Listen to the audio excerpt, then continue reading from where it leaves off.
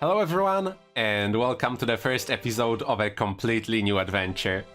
This is Lost City.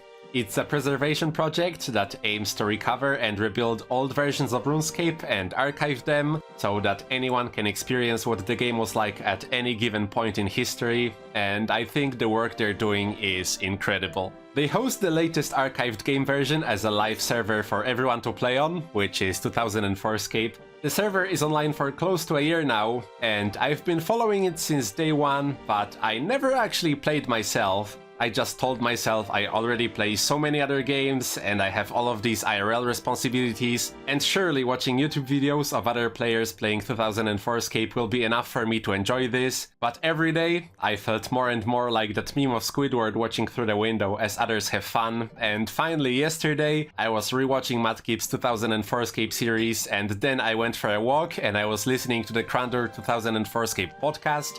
And it was time to admit to myself that I really want to play this. So I will. Over the years of playing many different iterations of RuneScape, I had by far the most fun when playing on a UIM and when making videos recording my progress, so for this adventure, I decided I want to do both. Of course, with this server being the recreation of what RuneScape was like in 2004, there is no Ultimate Iron Man game mode, so it will have to be unofficial, but I'm primarily doing it for myself, and hopefully these videos will also serve as a proof that I stuck to my own restrictions. No banking, no trading, and with the main overarching goal to eventually one day max the account, although with no death banks, no looting bag, no 1 hour death pile timer, and hardly any noted drops, I might never end up reaching that goal, but I'm willing to give it my best shot. So without further ado, I hope you'll enjoy. Hi, my first obstacle was waiting for me before I even got a chance to properly get started. I need to use a bank to progress on Tutorial Island, so I'll just do the same thing I do at the dentist. I'll close my eyes and pretend nothing is happening. Nice, I didn't have to pick up the 25 gold, so the account stays pure. And finally, I made it to Lumbridge, so I'm going to be very original and get started with... You thought I'm gonna say cook's assistant, huh? Gotcha! I'm gonna go to sheep shearer first because it's pretty heavy on the inventory and I want to get it done as soon as possible. 2004scape is entirely free-to-play. They do host both free-to-play and member worlds, but the difference is purely gameplay related. You can play on any world for free. The free-to-play worlds are there just in case you wanted to play a free-to-play restricted account.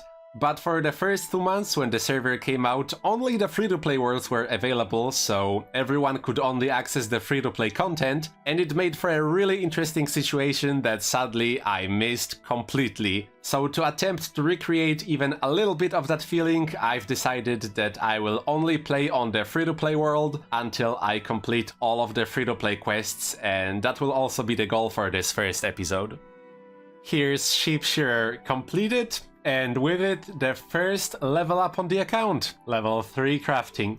I've been playing this server for maybe like 20 minutes and I keep seeing little graphical differences everywhere, but the biggest thing that hit me right now is how little NPCs there are in Lumbridge. Like, there is no combat tutors, there is no Iron Man tutor obviously, there is no Doomsayer, no Lumbridge guide, and most importantly, there is no Hechus Cosentus. Cook's assistant done, or the cook's quest here.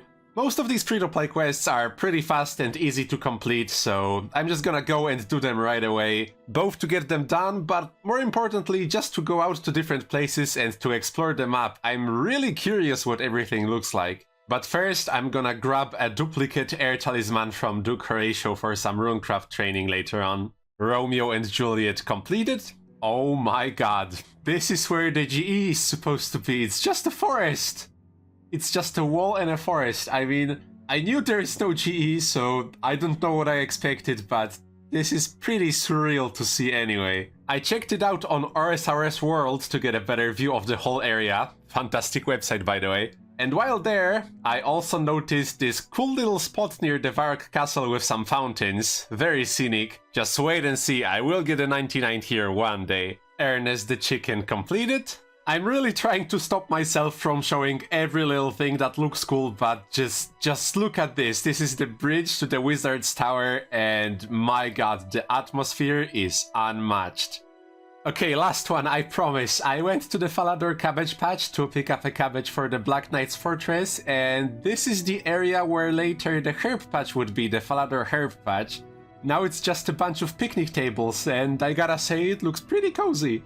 So here is Witch's Potion, completed because I needed one more quest point to start Black Knight's Fortress. The Black Knight's Fortress completed with a nice cash reward, Pirate's Treasure, Rune Mysteries. Oh, I didn't have to keep the spare air talisman after all. Restless Ghost. And finally, that is Prince Ali Rescue completed. And I'm saying finally because I want to take a short break from straight up questing now and do a little bit of skilling to get the requirements for some of the quests I still have to do. I want to get to 13 magic for Fire Strike to use it for both Vampire and Dragon Slayer since magic is king in early game. But instead of straight up buying my air runes, I might as well runecraft them myself, both to get started on the skill and also because money is very tight. And since I can't just bank the essence and then runecraft it, that means we're doing the very first UIM method of the series, with hopefully many more to come. I already sold everything apart from the runecrafting equipment to save inventory. Actually, I could shoot those mind runes too real quick and save one more slot. I could also spend all the coins to save another slot, but at this point having liquid cash is very useful, so I'd rather just keep that for now. The method itself is very straightforward. The air altar is here, south of Falador, the closest rune essence mine teleport is here, in the wizard's tower, so I'm going to be mining the essence, walking to the air altar, crafting the runes, and walking back. You know how rune crafting works. I think I need roughly 2000 air runes to have enough for level 13 and then for using Fire Strike during Vampire Slayer and Dragon Slayer and any other potential fight. One thing I haven't considered is all the Dark Wizards and Jail Guards and Highwaymen that are on the way first trip, and I'm already down to half HP. Thankfully there is the Falador cabbage patch. I got up to level 6 mining, so I decided to invest in a steel pickaxe, but it requires level 5 attack to wield, so now I'm hitting dummies in Varrock. Level 10 mining, which is also a requirement to mine Blurite for the Knight's Sword. 11 rune crafting, and that unlocks double air runes, which is super nice. I will now be making 50 airs per trip. 15 mining. I can now mine iron, which is required for Doric's quest.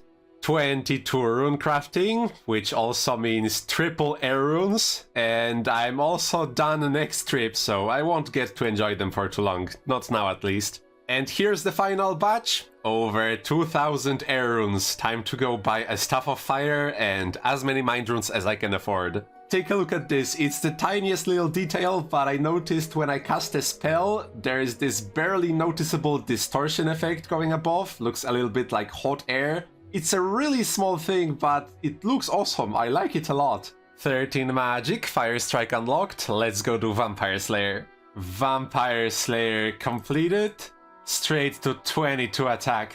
I'd really like to buy a Mithril Scimitar now, but I would need to make 1000 gold for it somehow. I do need to train mining and smithing for Dragon Slayer though, so that sounds like a good route to take. Doric's quest completed. Level 10 cooking for the Knight's Sword. Cooking is not done automatically, by the way. Actually, most of the skilling actions don't have a make X or make all option, so you have to manually process all of them one by one. Well, it happened. I died during the Knight's Sword, and that's pretty bad news. Yep, my items aren't here. As far as I know, the death timer is set to just 2 minutes, so that's not enough time to run from Lumbridge to the Asgarnia Ice Dungeon. At least I keep my 3 most valuable items, so I will rebuild.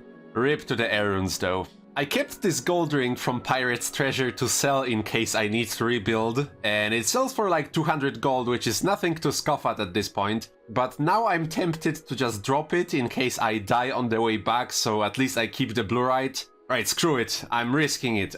I made it out, wasn't even close. After some minor difficulties, that's the Knight's Sword quest completed. Time to start making some half-decent money with smithing. Here's the 1000 coins I need for the Mithril Sim, very nice. I will train smithing for a bit longer though, because I need both the levels and 12k GP for Dragon Slayer. 2k to buy the ship, and 10k to pay for the map piece. And for this short smithing stint, I'm just mining iron ore at the Dwarven Mine, smelting it at the Falador Furnace, selling any shields I have to Cassie, and banging the bars back at the Dwarven Mine.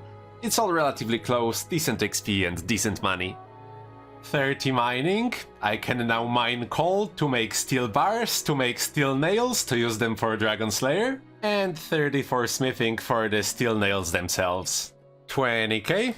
That should be enough to get me past the finish line. Mithril Scimitar obtained.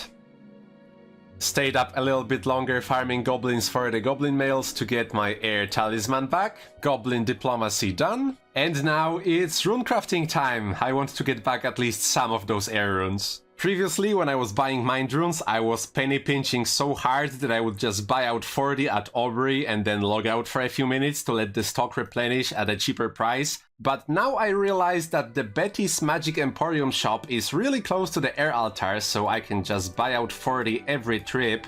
It's gonna be a little less efficient rune crafting with one less inventory slot, but I think it beats being logged out. Here's level 40 mining, and that unlocks gold rocks. I need level 8 crafting for unfired bowls for Dragon Slayer, and an inventory of gold jewelry might be just what I need to hit that level, so that works out really nice.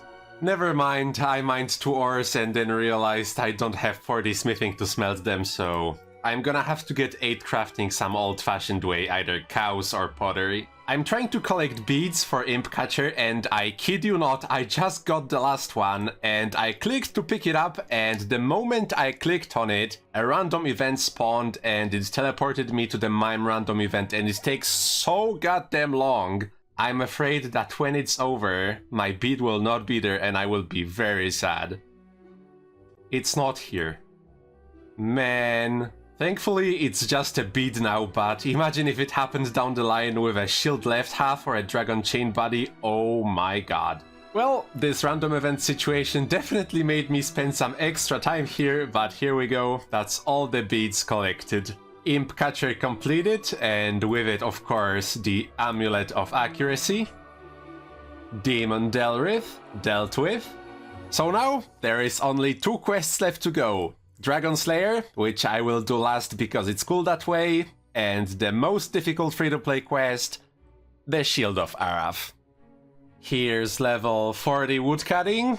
This has nothing to do with questing, I was just so exhausted yesterday, I couldn't string 2 sentences together, so instead of subjecting you to more questing clips that would sound like I put my brain in a microwave, I just decided to chill out and cut some logs. I also got 40 fire making. Speaking of quests though, I still need to find a partner for Shield of Araf, but I wanted to talk about it real quick because there is a little bit of an elephant in the room with the trade required to complete the quest. In Runescape 3, you can complete Shield of Araf completely solo. In Oldschool, if you're an Iron Man, you can just use the shield half on another player to give it to them.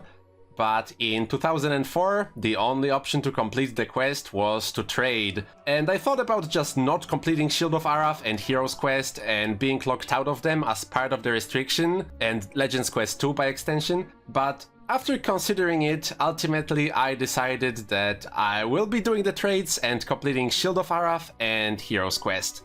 Since there is no official Iron Man mode, everyone that decides to play as an Iron will have slightly different rules, and I personally don't think trading items required for completing these 2 quests is against the spirit of the game mode, but I wanted to clear that out before I go and do the quest. I'm in Varrock Castle right now to start the Shield of Araf quest, and I went inside, and instead of a regular tree, there is a bamboo tree that looks like a palm tree inside the castle.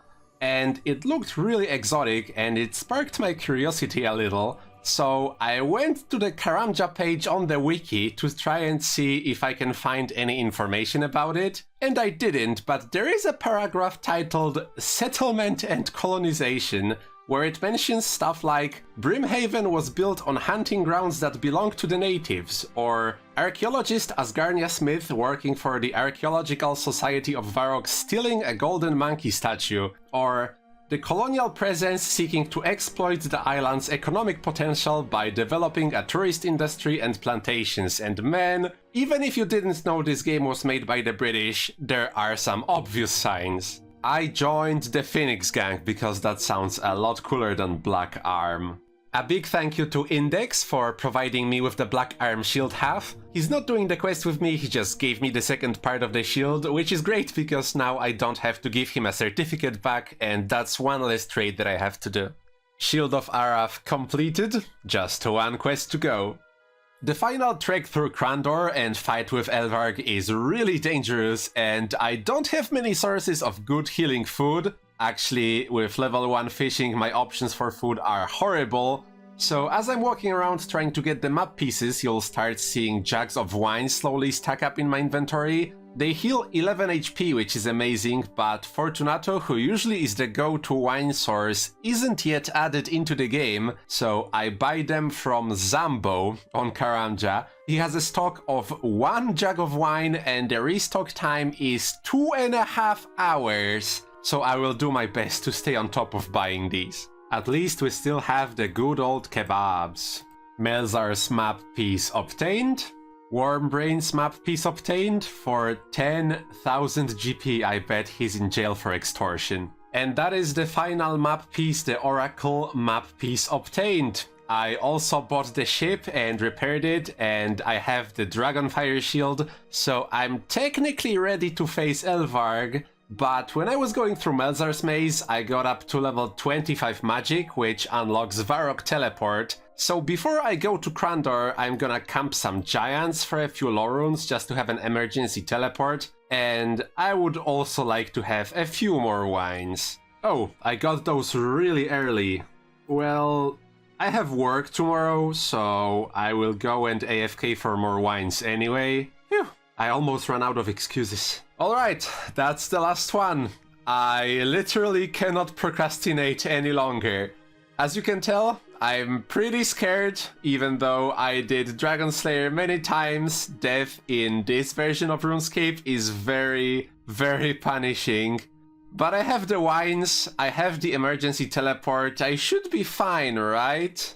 Shout out Krandor, great podcast. Alright, I planned to use a safe spot for Elvarg that I've seen working in the early days of 2004scape, but it turns out it no longer works. So that's a shame. I tried out 2 safe spots, none of them work, Elvarg just keeps blasting me with fireballs, so new plan is 30 attack, 20 strength, adamant battle axe, and good old flinching. Alright, time for round 2. Setting up the flinch was really easy. You just stand behind this pillar, attack Elvarg every time her health bar disappears, and then you run back. Simple, right? Well, I thought so too, but the fight had a few surprises up its sleeve. First surprise came when a rat decided to stand behind the pillar and I accidentally clicked on it, which caused me to get fireballed. I don't have it on recording, but you have to believe me, even elite gamers like me make mistakes sometimes. And the second surprise came when I started walking. Turns out, flinching here uses up run energy, and if you walk, you get attacked back, so I had to wait for my run energy after every attack, and this slowed down everything like 3 times over. In order to hopefully use less energy, I decided to drop all of my hard-earned wines, but it was hard to say if it helped much. I got 2 random events while doing this, both of them were mysterious box, but every time I saw that strange old man, my heart just stopped. If I got teleported for the mime event, oh my god. I have been flinching for the past 50 minutes. Just one more good hit and we're done here. And that is Dragon Slayer completed, and with it all of the free-to-play quests on 2004scape. Now, get me out of here. And that's it. That's the goal for the video completed. All free-to-play quests done.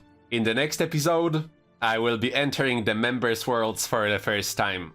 Don't expect it anytime soon though. This is the section of the video where I talk for a little bit. When I first decided that I want all free-to-play quests to be my goal, I thought, how long is that gonna take? Like 2 to 3 days? And it ended up taking 3 weeks. Part of that is because the game's rough, man. Runescape in 2004 was no joke. Everything is much slower. I can't AFK in peace because of the dangerous random events. And I also wiped a couple times to my own mistakes. But if I'm gonna be real for a second, most of that is because my cat, Ari, is very sick. She has better days and worse days, and during the worst days, I really don't feel like recording clips when all I can think about is that she barely ate for the whole day. She will get better, but it will take a long time, and in that time I don't want to force myself to play 2004scape and make videos on it if I don't feel like it, because I want this to be a fun adventure, and after trying out the server, I know it's worth my undivided attention. It just has to wait a bit until I can give it. Ari always comes first. Speaking of the game itself, I really loved exploring the free-to-play area and doing the quests, but my favorite part by far was doing the UIM skilling methods. The two I did in this episode were really simple, and I didn't do them for that long, but I'm already hooked on the idea of thinking up some cool methods in members. UIM on Oldschool is very fun, but it's also pretty solved, and as far as I know there are a few people who play as Iron Man on 2004scape, but I didn't find anyone playing as a UIM, and I'm really excited to have to invent some skilling methods on my own and then slowly improve them over time. That sounds really fun. So, with all that said, I hope you enjoyed the first episode of the 2004 UIM, and I hope you'll be there when the next one drops, whenever that will be. Thank you for watching, hope you enjoyed, hope you'll have a wonderful day, and I hope to see you in the next one. Goodbye.